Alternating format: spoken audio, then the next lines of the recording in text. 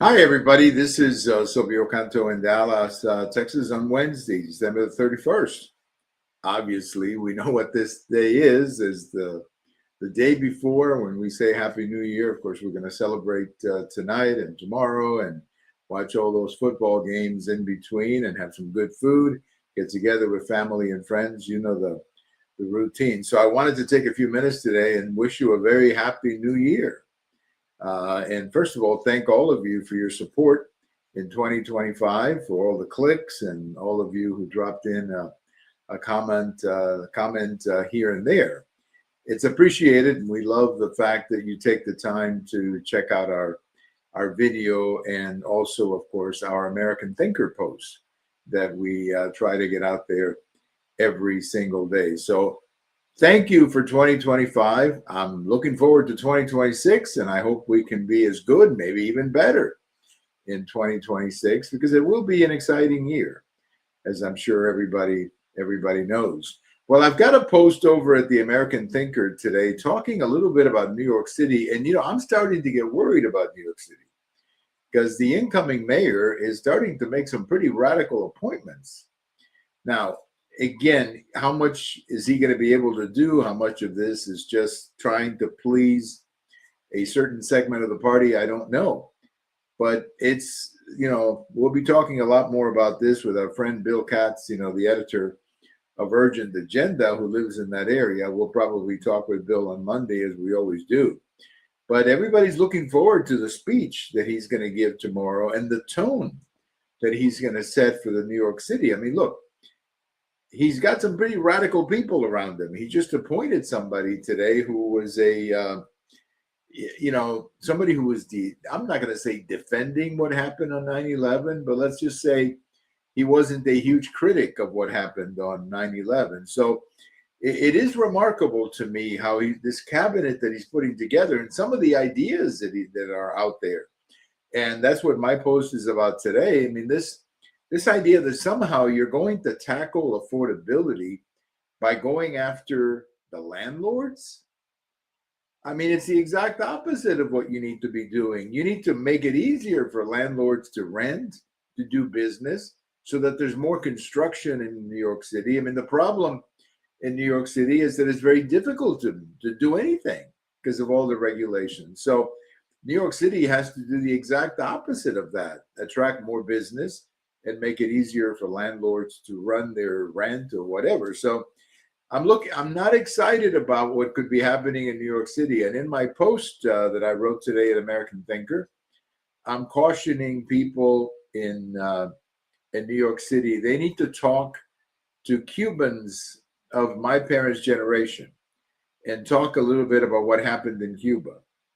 Because again, it's not 100% apples with apples, but some of the things that he's talking about, particularly rent control and all this kind of stuff, and affordability and all that kind of stuff, that's reminiscent of things that went wrong in Cuba, and we know how that turned out. So check out my post today over at the American Thinker. Well, I got to tell you something. There's a young man up in Minneapolis who's been making some videos. His name is Nick Shirley. And I just saw an interview with him that they did over at that PBD podcast. The young man is really interesting. He's very smart.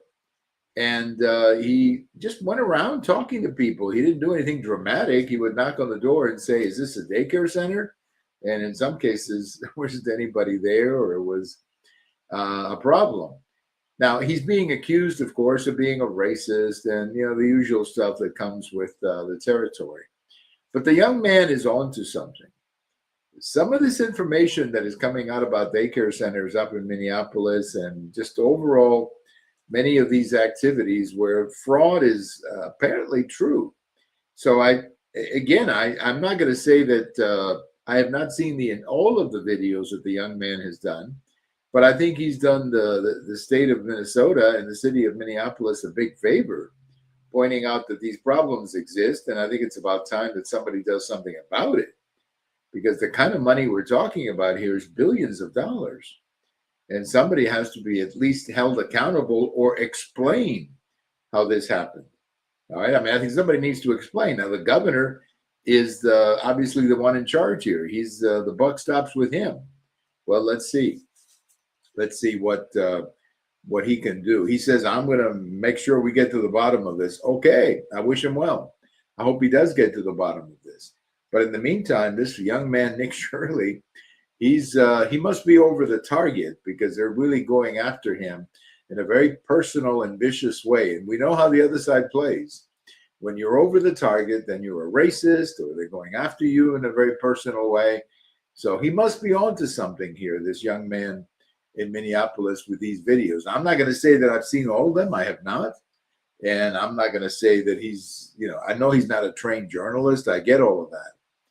But he must be on something. He must be over some targets because he's getting attacked in very vicious and nasty ways that we've all seen in the past. Well, a couple of football memories today as we look back on this day in history. But I want to also talk about a gentleman who was born on this day in 1890, passed away in 1959. And I'm talking about George Marshall, General George Marshall. And he was, of course, a prominent military man in the World War II. And after the collapse of the Nazis in Europe and, Europe had to be rebuilt, President Truman created the Marshall Plan, and he put it in the hands of George Marshall, who oversaw this incredible rebuilding of Europe that was done by the United States called the Marshall Plan. And this was a great moment in the 20th century, and George Marshall was in the middle of all of it. So we remember General George Marshall today on December 31st. He was born in 1890, passed away in 1959. And we remember a couple of huge football games that happened on this day in history. The first one is in 1958, when the Baltimore Colts and the New York Giants played in what was known at that time as the title game, the NFL title game. There was no Super Bowl, and the other league, the American Football League, had not even started playing yet. So you basically had the National Football League, with teams like the Bears and the Giants and the Colts and the Cardinals. I think those were the teams. The Cowboys came a little bit later. The Philadelphia Eagles, that was another. Detroit Lions, the Green Bay Packers. Those were some of the teams that were in that original NFL. So they had the big NFL title game today, and it went into sudden death. And eventually the Colts won the game with a running play that scored a touchdown.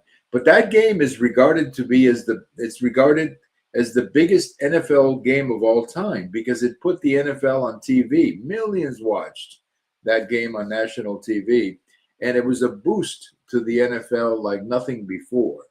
And it became the greatest game ever played. I guess that's one of those remarks that people are going to disagree on that, but it certainly had tremendous influence in creating or building up the NFL the way we know it today. The NFL today, of course, the number one football or sports league in the United States. There's no question about it that the NFL is the number one sport in the United States, and many people attribute the explosion in support for the NFL on this game. Played in 1958 between the then Baltimore Colts, they're now Indianapolis Colts, and the New York Giants. And then Johnny Unitas handing the ball to the running back, and he went in to score in sudden death. And very dramatic win. If you have not seen it, it's in YouTube. You can check out some of the key plays. It was a very good game, very enjoyable game to watch. The other big game is a little closer to my time and also to the Dallas area, and that was what came to be known as the Ice Bowl, which was a game between the Packers and the Cowboys. Again, the NFL title game. The winner of this game went on to play in the Super Bowl, but the Super Bowl was not as big back then as it is now. The big game was the NFL title game. And the Packers and the Cowboys played in this game. And this game is known because it was so cold outside. That's why they call it the Ice Bowl. It was like 17 below zero during the game. Now, thank God it was played at noon. Imagine if that game had been played at night. I mean, it would have been literally dangerous for the fans to be out there in the dark. But they played at noon. and the Cowboys played a very tough game, but the Packers won. They won at the last second, literally, when Bart Starr went in, rushing in for a touchdown, and they won. And that game also had a huge impact on the NFL because it made the Cowboys. It was like the introduction to the Dallas Cowboys for most of the country. And it was kind of an interesting time as the Packers were starting to fade away.